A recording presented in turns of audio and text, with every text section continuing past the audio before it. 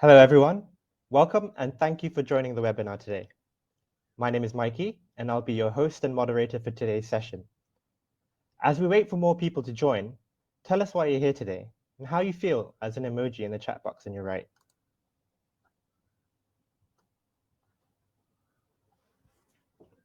That's great, Shangri. Nice.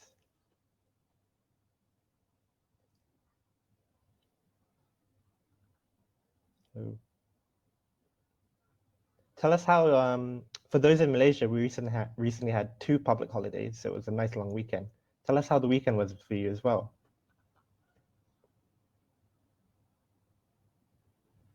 Loving the emojis.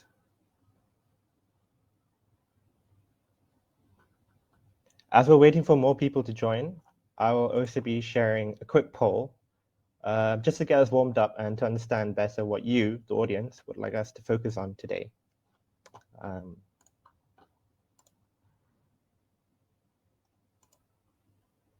Here you go. You can check on the poll tab and share your answers with us.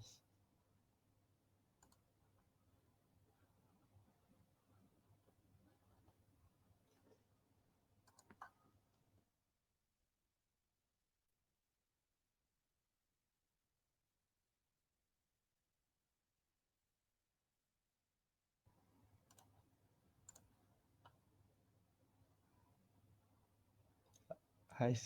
Oh, so gone through, you can't hear anything in City. Okay, we'll be reaching out to you privately to troubleshoot that problem.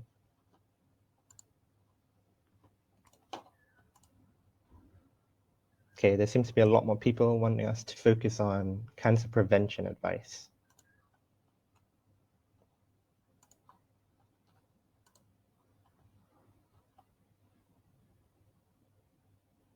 For everyone else, are you able to hear me clearly?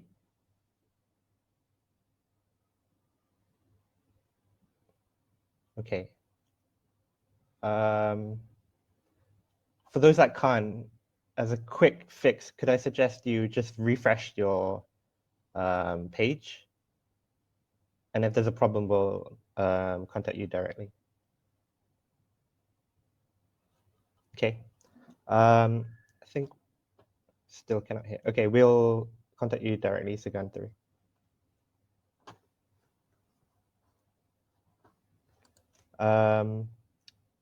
Okay, I think we have enough people now, so I'll begin the presentation.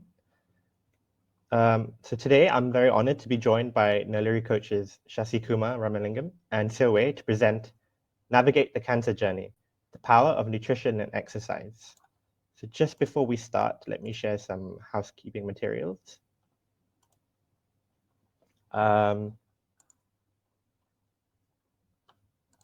So throughout this webinar session, you'll be able to ask your questions, participate in polls, and share your thoughts.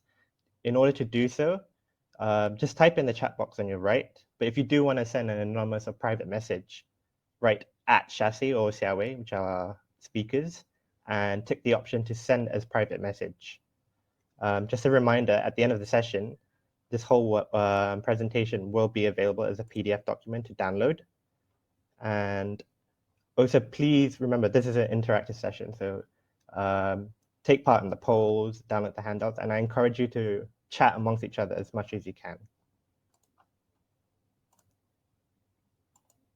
So now, without further ado, let me introduce our speakers for today.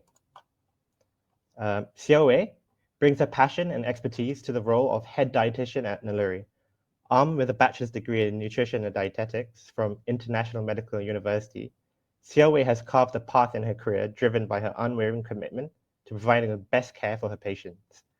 As head dietitian at Naluri, she spearheads a dynamic team of dietitians delivering insightful health talks, impactful workshops, and engaging webinars to educate and inspire individuals on their journey to better health.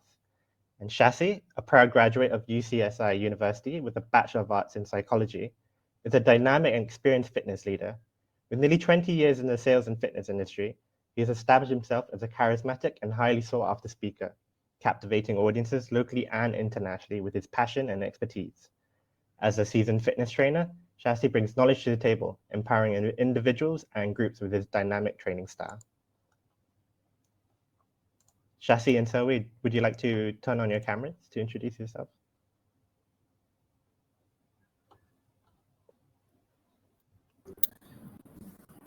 Hello, Mikey. Thank you so much for that introduction. Yeah. Hello, everybody. Good morning.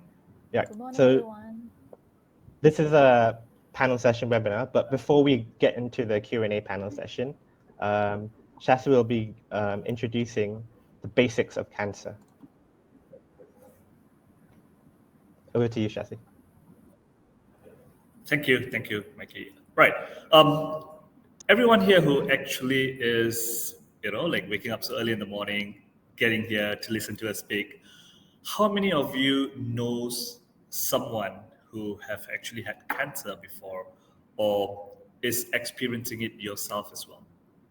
Anybody here? Just chat on the chat box. If yes, just type 1. If no, just type 2.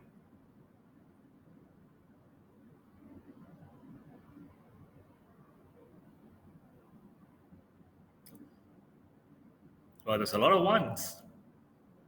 More than 5. Juliet. That's very scary, right? So everybody can see in this chat box itself that you at least know one person in your circle of people around you or yourself who have actually experienced cancer, right? And according to statistics, 1 out of 2 males and 2 out of 3 females actually goes through or experience cancer sometime in their lifespan, which also means the person who's sitting right next to you right now or you yourself are actually at risk of having cancer sometime in the future. But with that being said, I would like to share with you a story about someone that I know, right? And this person's name is Sarah. And at the age of 49, with 2 kids and a loving husband, she was informed by her oncologist that she has been diagnosed with stage 4 colon cancer, right? And what is more shocking is that she was told that she only have a 6% chance of surviving that year, and that her oncologist could not help to do much to help her to live longer, right? So what she did, knowing Sarah as herself, she has always been a fighter. She started as a single mother, raised a child, and then got married, and then grew from a person who has lack of motivation in working into an entrepreneur.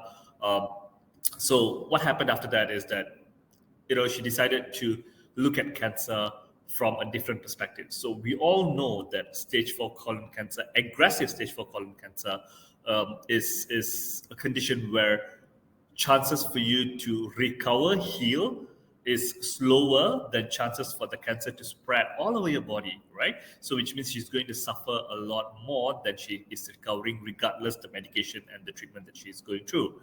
But she's a fighter, as I said. So what she did, she went out. She started learning about proper nutrition. She started learning about movements, exercise. She started learning about how you can actually keep yourself healthy, how you can regulate your body hormones and whatnot. And with the doctor saying that she only have like a 6% chances of surviving that year, she lived on to another extra 4 years before she passed on, right?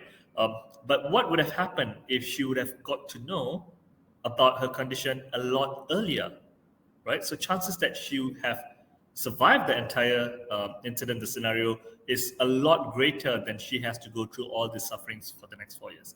But in 4 years, she managed to have multiple holidays with the husband and the kids.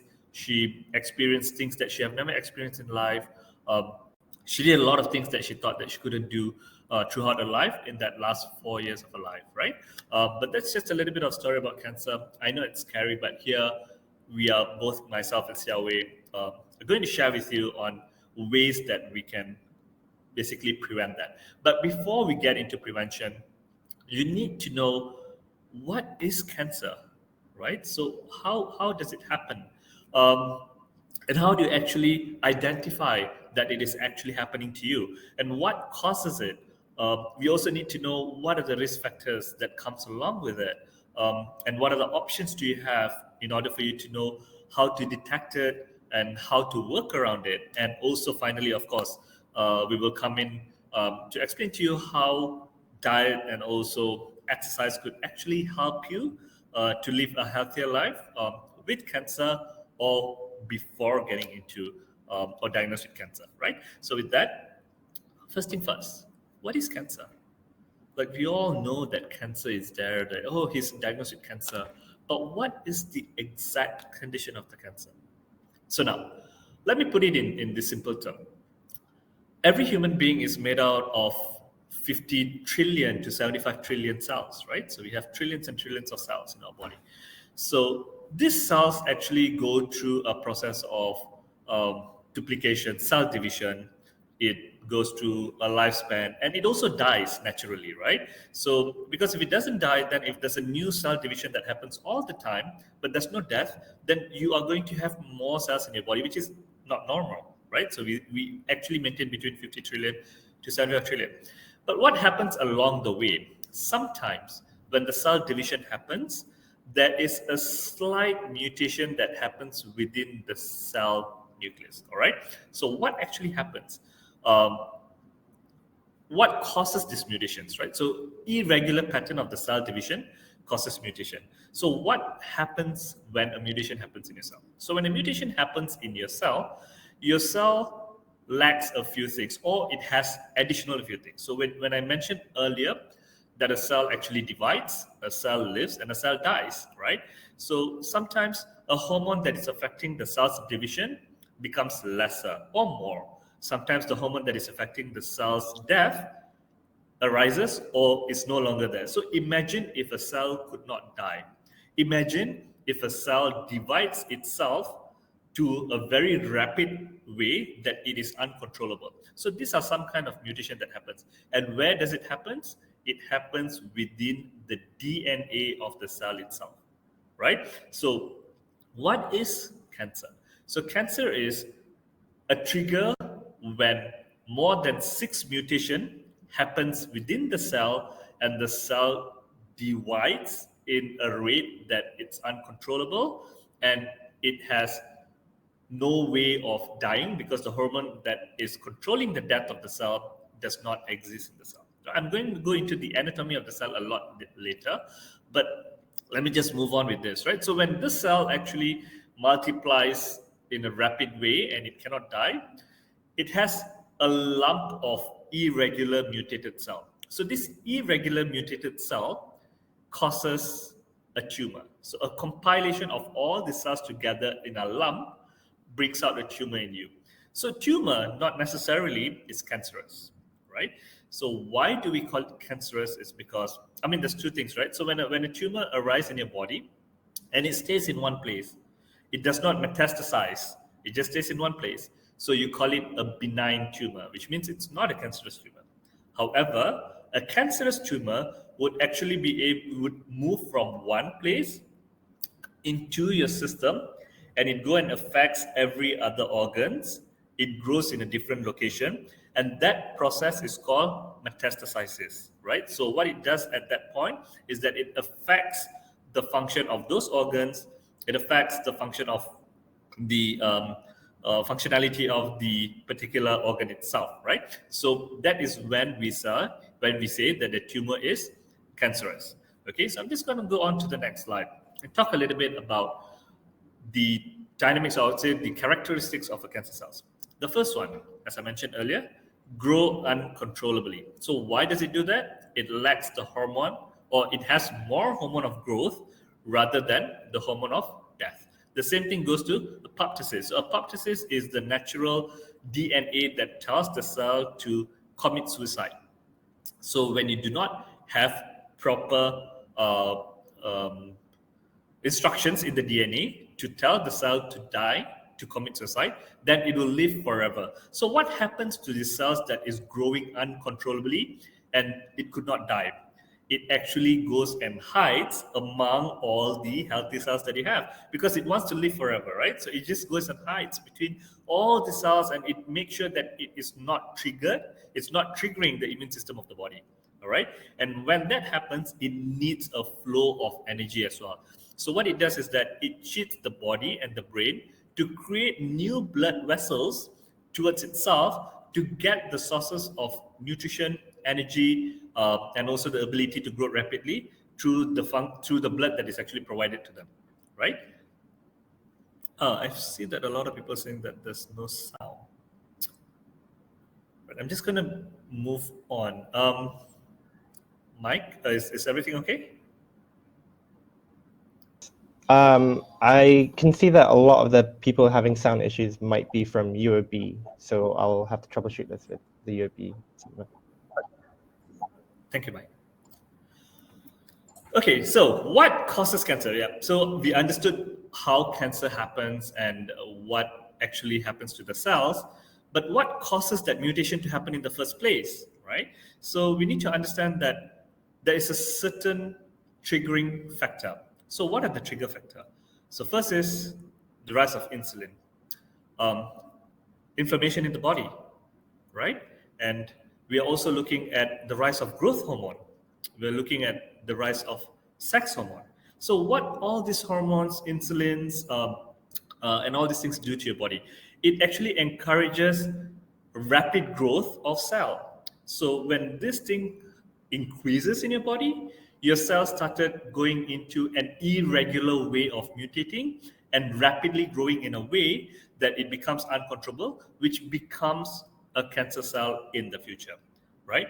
So now I've explained that it's caused by inflammation and also growth hormone and whatnot. But what causes all this inflammation? What causes all these other things that's happening in your body? The first thing, mutation of your DNA. That means your lifestyle, genetics. When your cell divides, it just divides, in a way that it's not supposed to divide. There's just some error in the coding of your genetics, right? So that could be one of the cause. The second one is smoking. I'm going to touch on smoking a little bit more later. Smoking, what does smoking do? So besides smoking having nicotine and whatnot, and tar, which is actually very bad for your lungs, smoking also reduces oxygen in your body. All right. So when it reduces oxygen in your body, the body lacks of something called ROS, reactive oxygen species. I'm going to touch about that a little later in more detail. And also the third thing, right? So we always do, when we do our screenings, when we go and do our medical checkup, we always get this question: do you have anyone in your family that has a history of having certain diseases, right? Why that question is actually asked? Because your DNA from your ancestors, your parents, your grandparents and whatnot, is actually passed down towards you, right? So if they carry genetics which is prone to have cancer or prone to mutation of cell, then chances for you to carry those genetics are also quite high. So these are actually the three main factors. Again, lifestyle, irregular modification of your gene mutation, and also coming down from your ancestry part. Okay, so these are three main, but let's dive in a little bit on all of those, right? So the first one, when I talked about cigarette earlier, smoking. So when we see what happens when we smoke, right? So when we smoke, we inhale nicotine and tar in a form of smoke into our lungs. And when that happens, the lungs have lower capacity of absorbing oxygen that you're breathing in. So which means your entire body have lack of oxygen, and that lack of oxygen creates something that calls the lack of ROS. Okay, ROS is reactive oxygen species. So what is reactive oxygen species? Every single cell in your body utilizes oxygen, right? Why does it utilize oxygen? It utilizes oxygen as energy. So we have two forms of energy. One is glucose, which is coming from your food, and then we have oxidative, which is the oxygen that you're breathing in. So a normal cell generally requires a greater number of reactive oxygen to fuel itself, right? So when you take in, or when you smoke cigarettes, when you block those oxygens from going into your body, the cells do not have access to this oxygen ROS, okay, reactive oxygen species. So what does it does?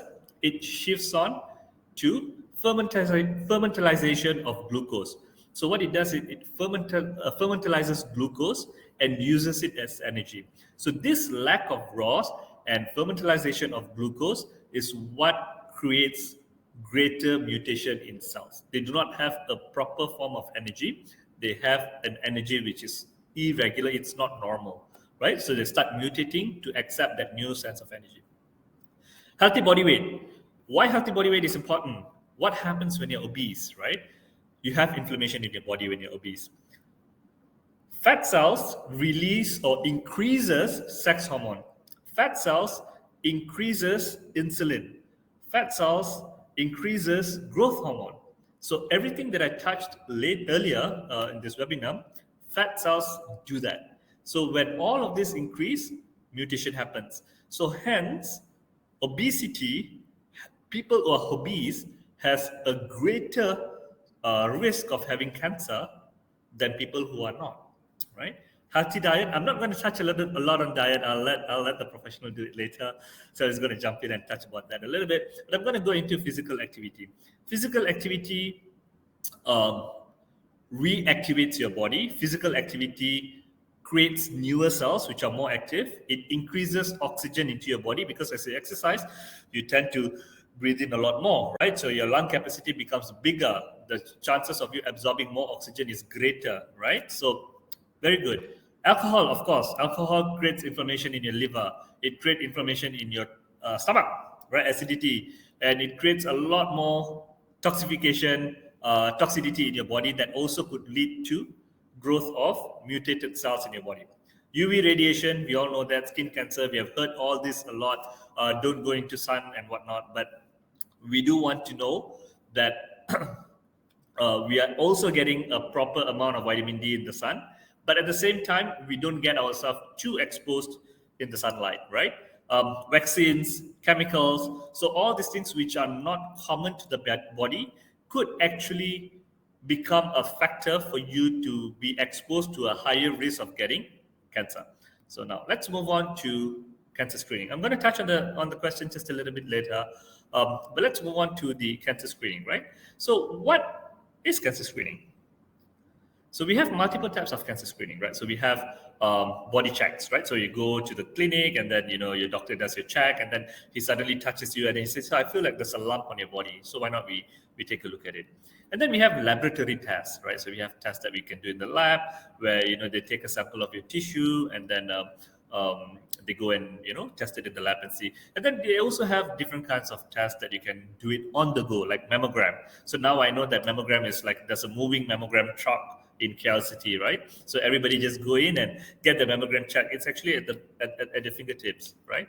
And then they also have similar to that, which is what they call it, a PET scan, right? So it's a scanning, same like mammogram. So it's a PET scan. What it does is that it scans your entire body to see if there is an irregular lump growth in your body system and also especially on your lymph node system, right? So it tracks on all of that.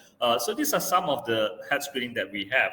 So what does health screening do? So health screening actually helps you to see if you are at a risk of having cancer. So it doesn't tell you that you have cancer.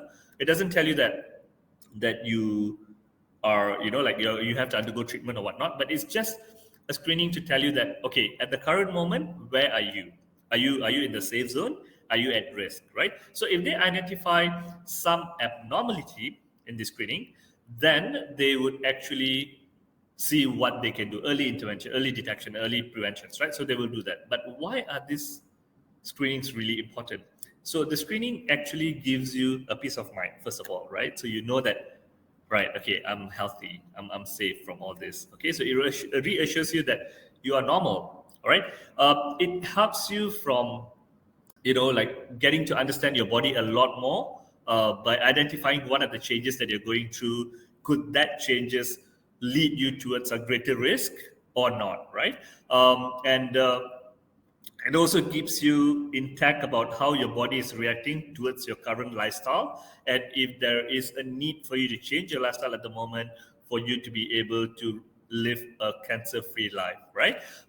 And this early detection saves you a lot of things, right? So it saves you from, of course, all the stress and pressure that you're going to go through if you have the risk. And it's going to help you to save a lot of time. Treatment for cancer is not easy. You have to go every day, every other day, and it's not cheap. It saves you a lot of money, and also it helps you to live definitely a lot longer with early detection, right?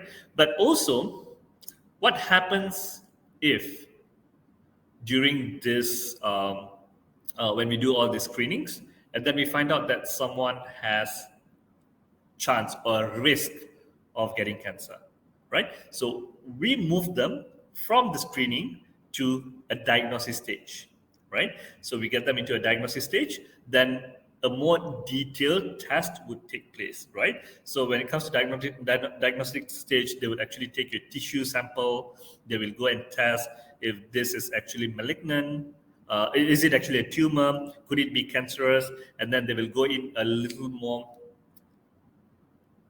Yes, I'll touch on that a little later. So you can go in on a little more detail about what type of cancer is it. Is it a HER2 type cancer? Is it a cancer that is sensitive towards estrogen? Is it a cancer that is sensitive towards sunlight? So these things could be actually found out, right? So let's get to the question first with Adi. Is BMI still relevant, or is there a better way to see which is a healthier way to measure?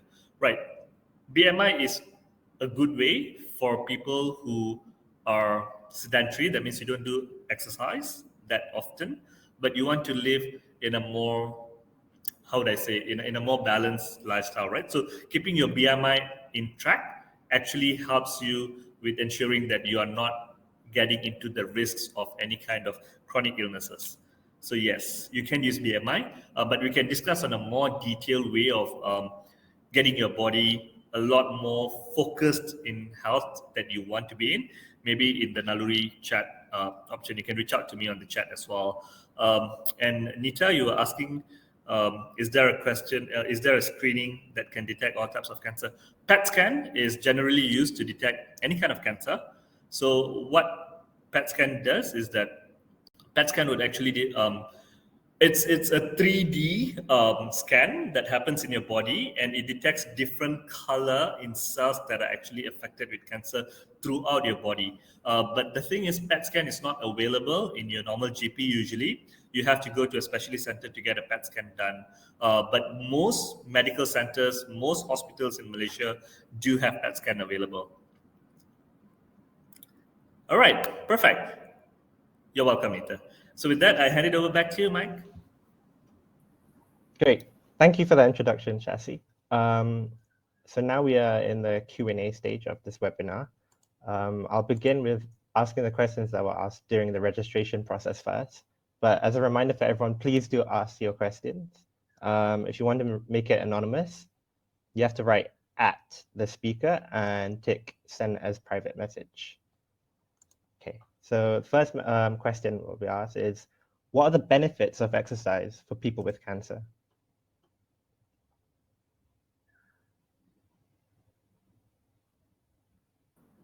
Right, the benefits of exercise for people with cancer. So we need to understand how it helps, how exercise actually helps, right? I think I touched a little bit earlier about the oxygen intake in your body. So generally, when you exercise, you channel a lot of oxygen towards your cells, right? Your cell requires more oxygen to work, which increases ROS, which is reactive oxygen species. So this helps in the cells to act in a more normal way since they're getting the energy in the right path, the right way, the right direction. That's one thing. And of course, the second thing is that it increases your immunization system, right? It helps you to become more immune towards diseases, not just cancer, but any kind of diseases. It increases your balance, it increases your energy. So for anybody who is suffering from any type of cancer, we know that fatigue is actually one of the greatest or I would say the worst experience that someone could go through. They'll feel so fatigued that even walking for 1 minute is something that is really hard for them to do, right? So by starting to tell yourself that if I walk for a minute, I can walk for 2 minutes. And if I walk for 2 minutes, I could walk for 4 minutes. And if I can walk for 4 minutes, I could walk for 8 minutes. So it goes on that way, right? So it generally increases your energy as well for a patient who's suffering from cancer. And as I mentioned earlier, we have hormone-related cancer. Example, cancers that are very, very sensitive towards estrogen. And one of the reasons why estrogen is spiking in your body is because the level of cortisol, which is a stress hormone, when you're stressed, when your body is going through pain, it releases a lot of cortisol in your body, and that could lead to the increase of estrogen as well, right? So how do you regulate that hormone? When you exercise, you release a lot of endorphin, right? You release a lot of serotonin. These are all happy cells, um, the cells that make you feel good cells. So these hormones actually counter the action of estrogen. It counters the action of cortisol. And of course, it increases the level and amount of testosterone in your body, which is a direct counter for estrogen, which is one of the leading cause for cancers for women as well. So yes, that's definitely some of the things that actually benefit someone with cancer with exercise. Thank you, Shasi. This is a question for Seow. Could you explain what nutrition screening is for cancer patients? Thank you, Mikey. Yeah, so I think Shasi touched a lot about prevention of getting cancer and the importance of screening to prevent cancer. But if you already diagnosed with cancer, it's very important to make sure that the first step is to identify your nutritional status, because when we before we even go into decide what kind of treatment you are going to go through later on, the first step is always to make sure that you are fit to go through all those processes, and would make sure that those you can finish the whole course of treatment. That's very important. So that's why for every single cancer patients who once you are diagnosed with cancer, the first step is get yourself, do a nutrition screening with a dietitian. So some of the things that dietitians will cover is, first thing, to see that whether it has there been any changes in your weight for the past few weeks, for the past few months, if there's weight loss, drastic weight loss, and how is your appetite? Are you able to eat well? So, and how is your muscle and fat composition in the body for the time being? Is it okay? So then from there, we will identify you by, give you a risk score of, whether you are low risk, moderate risk, high risk. And from there, we will start, nourish you as early as possible. To depends on the type of cancer you are having. Let's say you are still able to swallow, you're still able to chew, your cancer is not affecting your head or neck area, throat area, then you can just, eat normal food. But if let's say your cancer is affecting your oral cavity, there's difficulty swallowing, there's difficulty chewing the food, digesting the food. If let's say that cancer is at the colon area, so there will be some modification in terms of diet that are looking at. For example, they can do texture modification to blend the food, to cut it into smaller pieces, to increase the fluid, the moisture, if let's say you lack of saliva and things like that. But if let's say all these things, it's still not enough to help you to replenish your nutrition, then we consider oral nutrition supplement products like nutrition drinks that help you to improve your nutritional status in a faster way. And if all this doesn't work out, let's say it can't swallow, then we will consider ways of giving enteral nutrition through tube feedings, that we put in nutrition through IV drip. So these are some of the things that we will also consider for some types of cancer. Yeah. Okay. I think this is more of an open-ended question for both of you. What is the step-by-step process in the cancer screening? Like, do the patients need to prepare for anything?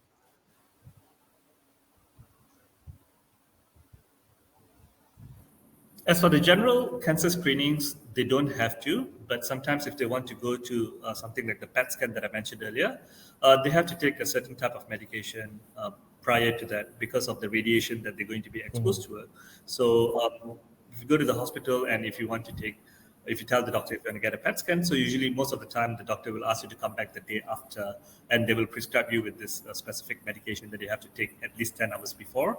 And there should not be any food intake that rapidly. That the reason why is that when you have food in your body and if you just eat, your body cells are going to be reactive towards that food, which would turn out to be a false marker uh, for the screening, right? So they will usually ask you to fast and at least 10 hours or 12 hours and take this medication before you come. So generally that's it. But for most of the screenings, like the common ones, lung cancer screening, gastric cancer screening, mammograms and whatnot. These screenings, you don't require any preparation prior to it. Yeah. To add on what Shasi say, right? So generally it depends on what age you are at right now. If let's say you are young, before the age of 50, and then it's still good to do your regular blood test every year. And then if let's say you're over 50 years, and then it's good to do it like every 3 months, 6 months, right, to do the blood test as the basic. But of course, there are a lot of things that we cannot detect through blood tests. Then they have you have to do your additional screening. For example, like for female, most common cancer like breast cancer, you do your mammogram. And then for like colon cancer is also very common. Then you do your regular scope. If let's say there's risk, the whole scope for your GI. So like for women, like cervical cancer, you do your can consider virus vaccines for that virus. And then so these are some of the things that we can do it earlier. So sometimes there's cancer markers in blood tests, so it can be very confusing sometimes. Oh, there's like an increase of cancer markers. That doesn't mean that you get cancer, but that at least better than that. That's the earlier stage we see that risk, and then you get opinion from a specialist and see, do I need to go for further tests? A PET scan, right? Yeah. So that's the first step we can do to do blood tests. Yeah. And ultrasound also is very important for for both female and male. Then at least we can detect if there's any mass in anywhere, and at least these are some of the tests that is less complicated and less invasive compared to PET scan. Yeah. Sure. And for those of us that are unaware with the terms used, like what is a cancer marker? Cancer marker is basically, when we do blood tests, if let's say there is a raise of, cancer activity, your body will kind of, because every day we have cancer cells producing our body. So our own immune system will do the job to clear off all these cancer cells on its own. So every day we are releasing all these, markers to go and clear off the, the cancer cells. So if let's say in any time, we realize that there is a raise of these markers, meaning there is some situation happening inside the body that your body is fighting some excess cells, it might be cancer cell, might not be cancer cells. So at least there is something that we, probably there's infection going on, then your body work extra harder. So it raised the markers. Yeah. Great, thanks. This is another question for the both of you. Asked from Adi. For a person whose family has multiple cancer patients, how best can we minimize the probability of getting it as well? At least something within our control. Well, Adi, I guess practicing healthy lifestyle helps. Basically, cancer feeds on your lifestyle. It feeds on the kind of food you eat. It feeds on the kind of cell that is in your body, right? So it's the way that cancer actually grows is when it has a way to feed on something. So when the food is not provided, then chances for it to grow rapidly, as what Seow mentioned earlier, our body has cancer cells. Every day we have cancer cells, right? So it comes and goes. But the thing is that our body fights through it quite easily. But when you feed these cancer cells quite rapidly, then the body loses the battle badly, right? So it allows the tumor to grow, and if it becomes cancerous, it metastasizes, and then it grows to all over your body, right? So the best way to prevent this from happening is to, of course, we have if it's inherited, then there's a slight chance that we cannot avoid. But usually, if it's inherited, the risk is about 10%. Still, 90% comes from your lifestyle, how you eat, what you eat, how you feed your body, how much of exposure you have to the environment, what kind of exposure, what are the carcinogens that goes into your body, what kind of exercises that you do. So these are some of the things that we have to look at.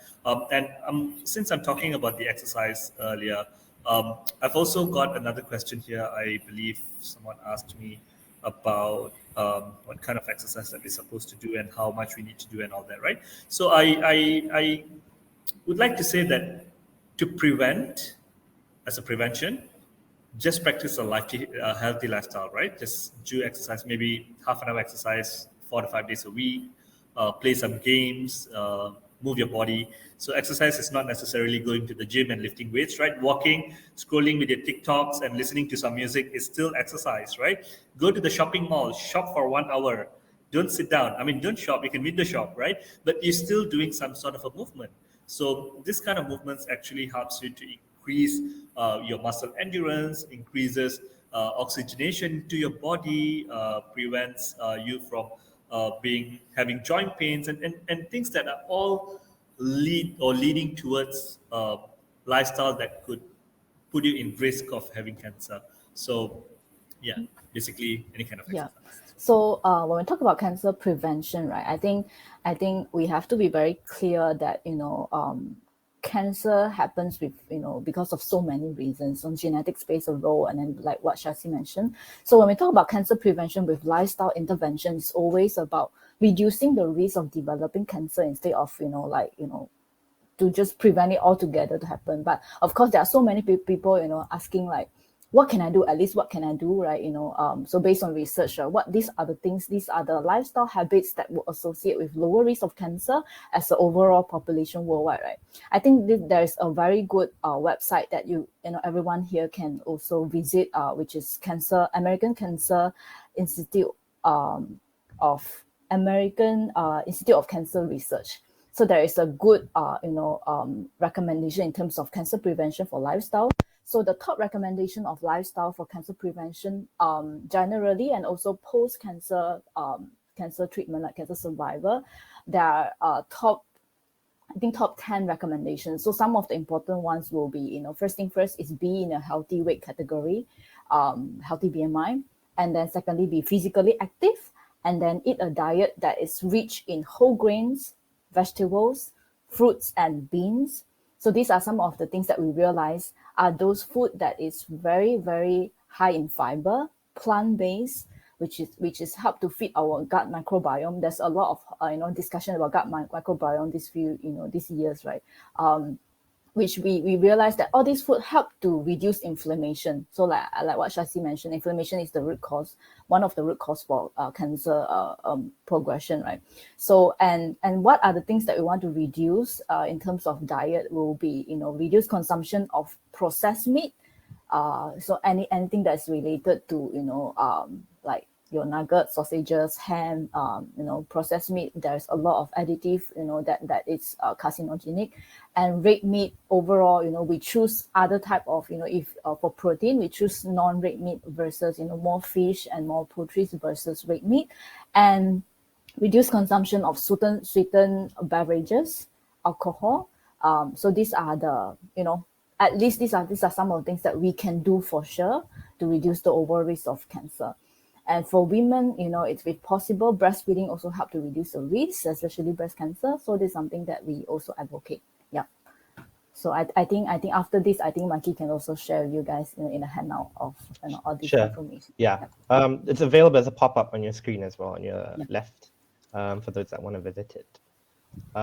This is another question for Seow. So we have quite a few questions related to food advice for people with cancer.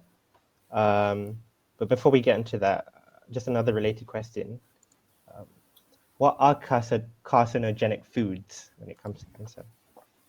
Yep. So, like I mentioned just now, processed meat is the first one that worldwide it's a consensus that among all the healthcare professionals to reduce processed meat, and then of course, some of the food that best to reduce, like alcohol, and then food that has been undergoing a very direct flame cooking method. For example, those that you BBQ or smoke that is like the whole thing is tar black color.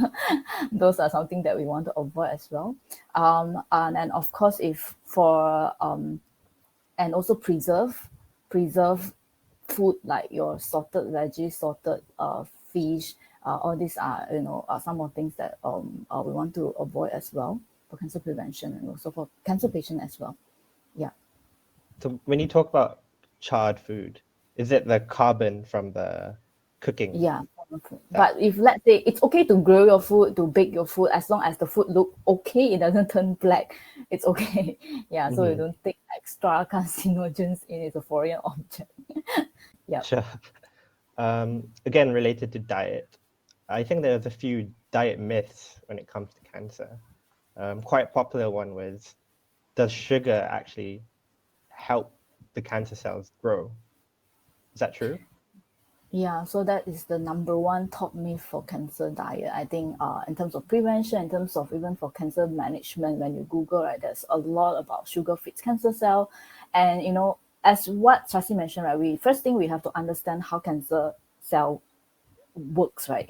It's just part of our normal cell. So how it grows, definitely it grows by getting the nutrition, from our body. So regardless of what type of food we feed our body, your cancer cell will get that food, right? So the idea of starving the cancer cell, by limiting certain nutrients, actually is a myth. But when you starve your cancer cell, at the same time you are also starving your normal cell. Especially, it's very dangerous for cancer patients who are malnourished. Before you even start on any cancer treatment, you already start to go on sugar-free diet, and then your weight start to go down. You start to afraid of anything that is containing sugar. And when we talk about sugar, right, there's a lot of misunderstanding about sugar as well.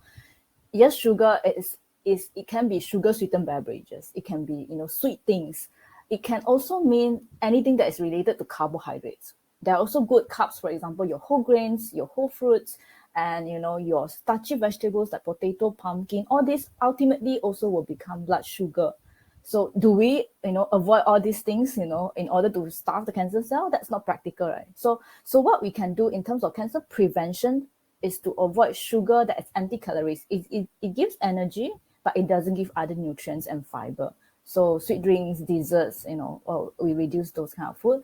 And then, it's perfectly fine. And it's important to make sure that we have a lot of good quality carbs, especially it's high in fiber.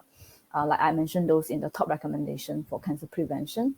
So especially when you are diagnosed with cancer, then you have to be very careful in terms of sugar avoidance as well. There are some circumstances where some patients just, don't get enough nutrients, cannot swallow, patients who are undergoing radiotherapy with, and nasopharyngeal cancer, even eating a spoon of rice is difficult for them. Sometimes I advise them to just eat ice cream. It's cooling, it's soothing for them.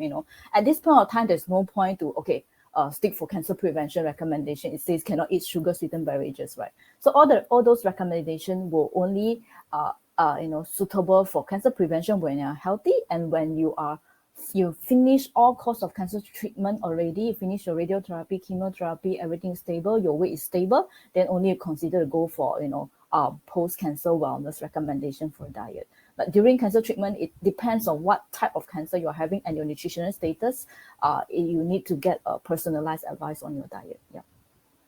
Great. And there was a question asked related to this, but for Shasi. So does because exercise obviously produces oxygen in your body, would that also contribute to cancer cell growth? There has been a belief in the past that when you increase oxygen intake, it actually feeds on cancer cells. So this was a research done back in 2002 until 2012, where they did a close study of around 280 patients, cancer patients, where they exposed them to exercise and non-exercise. Right. So as I mentioned earlier, something to do with ROS, the ROS. ROS, when it is elevated to a level which is extremely high, then yes, it can actually, it might, I would say, it's not, it can. So there were cases that it did, the cases that it did not. It might actually contribute towards growth of cancer cells, right? But generally, a normal population human being would not be able to perform an exercise up to that level unless they are athletes who are trained to push themselves to reach that level of oxygen intake into their body. So for a general population or population who are also active population but not athletes, um, it's very safe for them to have that amount of oxygen that goes into your body. And this is when we say for someone who is already diagnosed with cancer, right? But if you're not, if it's before then, it's okay for you to push your body to whatever extent that you want, as long as you're worried about the exercise that you're doing. But when you're already diagnosed, then it's best that you maintain your exercise at a moderate intensity, and also include a little bit of strength training towards it, and also a slight anaerobic training in between, just to get that variation, right? But also keeping in mind that earlier in this webinar, I mentioned that fatigue is a very serious matter for patients with cancer. Chemotherapy, radiotherapy, any kinds of other treatments drains a cancer patient's energy really, really highly, right? So it kills all the cancer cells. It also damages your active cells. So the body needs a lot of energy to recover itself back. So there is no additional energy that is left in your body to actually perform a physical activity actively. So it's best to start with walking, jogging, maybe just lying down in the pool, probably just do one lap, or things like that. A slow and steady workout. But again, in short, no, it does not. The research has proven that it does not actually affect the growth of cancer cells, but there are also specific guidelines to it. Okay, and similar question, I think directed at both of you as well. So when we are exercising, some of us might take some caffeine to feel more energized, or we take caffeine on a day-to-day basis anyway. So does the energy provided by the caffeine contribute to cancer growth, or is it something cancer patients should be avoiding? There has been topics about that as well. It's quite famous that people say that you should not be drinking coffee. It's bad for you when you have cancer and all that.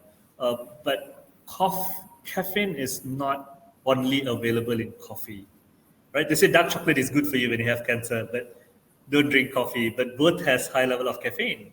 And if you're a person that drinks just black coffee, then the content is only caffeine and water, right? But if you're taking all those teh tarik, all those Nescafe tarik and all that, then of course we see that we are taking a more sweetened drink, a more additional flavoring, coloring, and all that is included in it. So this could also be carcinogenic, right? So if you all add all these additives, then yes.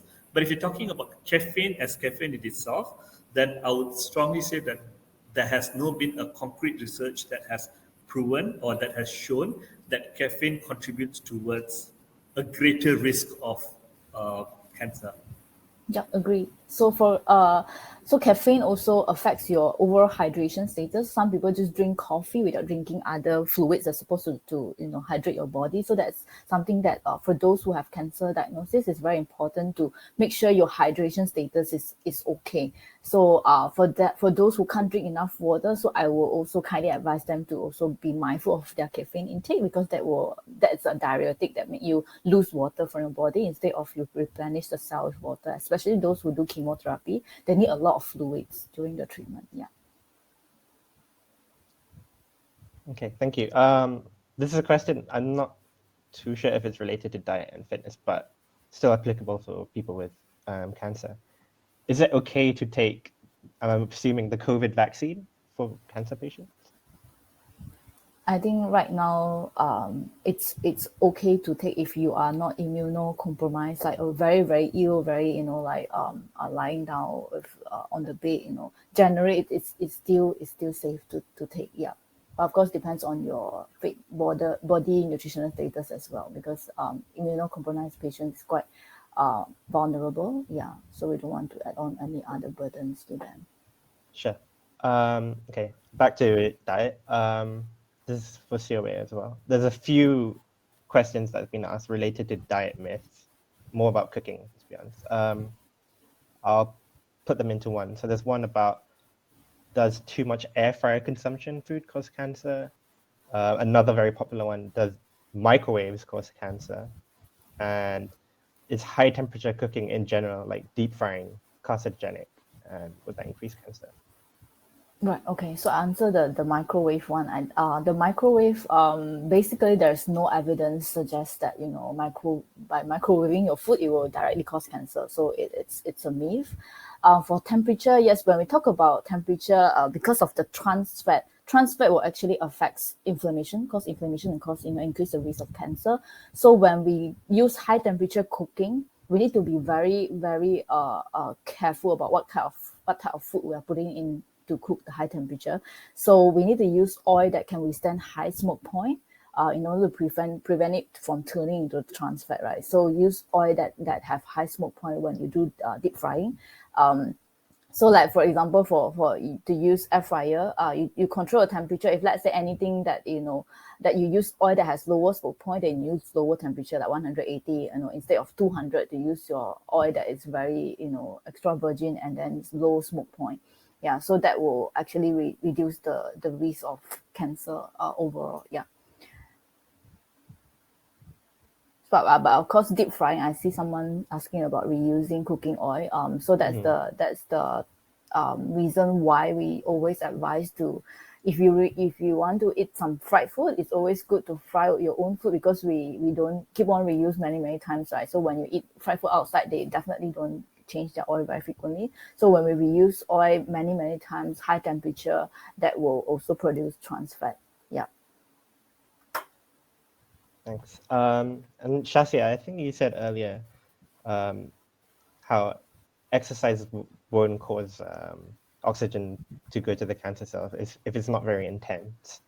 Someone's asked, what is the minimum intensity then and frequency for of exercise for cancer prevention and also for those diagnosed with cancer?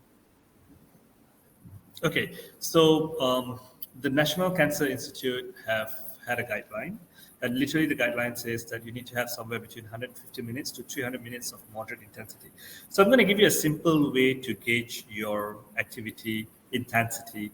So it's a fun way that you can do, and you can teach everybody out there who is actually, even for general wellness or someone who's suffering from cancer, that try to do I would usually say try to sing a sentence of a nursery rhyme, right? So after performing an exercise for about five minutes, 4 to 5 minutes, and then try to sing for yourself, right? If you can sing A, B, C, D, E, F, G in one breath, means your exercise is not intense at all, right? But if you're having a little bit of trouble, let's say you say that A, B, C, D, and then you take a short breath in between, right? And when it comes to D or E, and then you continue singing, then yes, then you are somewhere in the right zone, right? But if you're feeling like this, B, C, then of course it's like way too high, it's way too intense, right? So it might not be at an intensity that could increase yours to that level, because we are not athletes, we are not trained to have our volume of oxygen to that extent. But it doesn't give you any other benefits in the body as well. It depletes all your energy, very short period, bursts energy, depletes everything. You're not able to continue the exercise. You're not able to get the benefit of oxygenation into your cells. So everything get cut down. So just have a very moderate, as I mentioned, walking, brisk walking, um, a slow stroll, jog in the park, going shopping. Shopping is one of the things that people don't see at all as exercise, right? But I always tell people, if you feel that you don't have time after work to go and exercise, why not you go to the mall and stroll the mall for about half an hour? And when you say that, they're more receptive towards it. But walking for half an hour, they're not receptive. So it's the same thing, but you're just doing it in a two different setup, right? So if you feel that you want to be more happy, then go.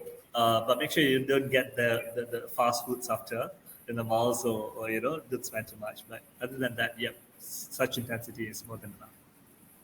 And of course, it'll be different for everyone, like depending on what stage of cancer you are at as well. So this is just a reminder for those that are unsure about what exercise regime they want to start. You can reach out to Shasi on your Naluri app, as well as other fitness coach. And for diet recommendations, you can also reach out to Seow. So now we're approaching 12. We're coming to near the end of our session. We're going to ask a few more questions, but just a reminder, if your questions weren't answered, please do reach out to your coaches. Okay, back to another question from the registration process. Has there been an increase in cancer cases in recent years? If so, why is that? Because almost all my relatives has passed away from cancer. Yeah, definitely. I think as what we have understand now, what is the risk factors for cancer? I think one of the important one is we know obesity is one of the main risk factor for those lifestyle factors that's affecting cancer. We put aside genetics, as the reason, right? So when we look at obesity itself, we look at Malaysia itself, 1 in 2, is having, high BMI and obesity. So that increase in prevalence of obesity and, itself already contribute to a lot of increased prevalence in chronic disease and also cancer worldwide. And, regardless of, whether it's developing or developed countries, right? We do see that trend, increasing trend. So definitely it's true. Okay. Just before I get to the last question, sorry, Shasi, were you going to say something? Yes, yes. I would also like to add on. There's a lot more risks that are induced by technology, waves, things that we can't see, smoke, and a lot of things are more rapidly happening right now, right? So it's not so much. It's not limited to our controlled environment, right? Like our food, our exercise, but there are also a lot of uncontrolled environment, right? The development, urbanization, and stuff like this. So these are the things that we have to be very, very aware of, right? So we need to be able to counter these things that we couldn't control with the things that we could control, just to make sure that we are not getting our risk a lot higher. I guess it's also a good point to add that there have been quite a few big breakthroughs in terms of cancer research in recent years as well, such as DNA sequencing and even using AI to combat cancer. So we should all contribute towards the fight against cancer as well through our awareness and looking after our bodies as well.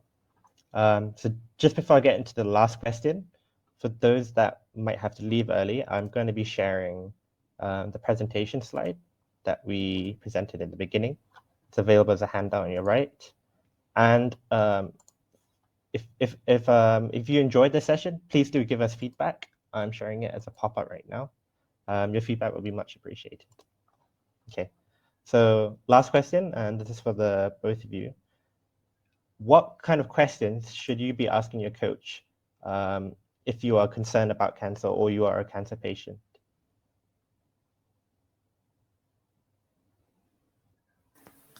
Right. So for a fitness coach, I do get patients, cancer patients, and I do get most of them who actually approach me are those who are afraid or they're taking a precautious step for not being at risk or lowering the risk of having cancer.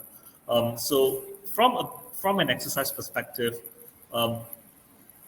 being physically active is sufficient to help to prevent or lower the risk of cancer greatly, right? A lot of things, a lot of hormonal changes in your body, a lot of cellular changes in your body to that level, to the cellular level, strengthenings of your heart, so all these things actually helps in prevention of cancer. So what you need to be asking your coach is basically be very straight with the question, because there are different kinds of things that you can do, different kinds of activities that affects your body differently. So specifically, if you talk about cancer, you can just say that I would like to know what kind of activity I want to get myself involved in to help me to reduce the risk, and also best to inform your coach on historical data that you might have, your family history, if you have actually experienced it before in the past and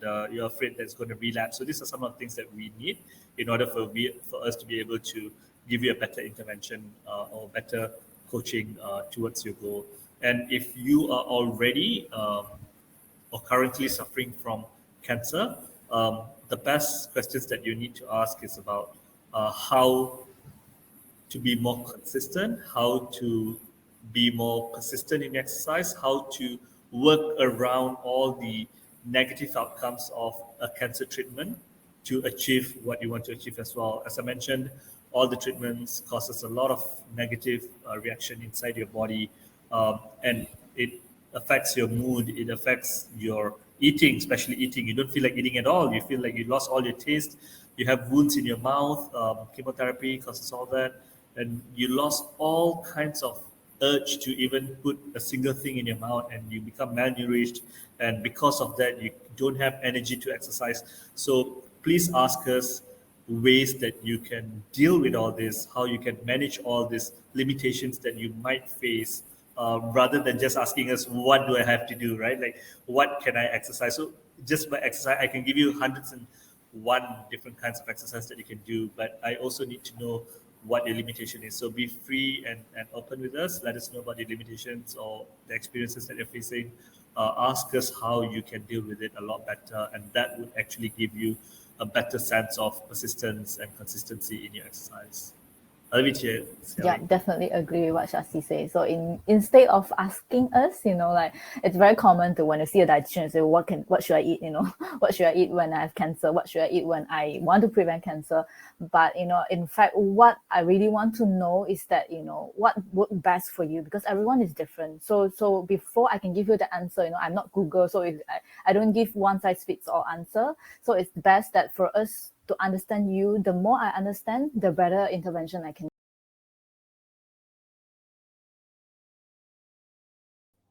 Seow, are you still there? Okay, apologies everyone. I think we might have lost Seow. We are approaching the end of the webinar now. So again, apologies if we didn't get to your questions. They will be answered if you reach out to your Naluri coach. Just before we wrap up, is there any last words you'd like to say, Shasi? Yes, Mackie. So basically, cancer would affect your life in a way that you might not have thought of, you might not have imagined.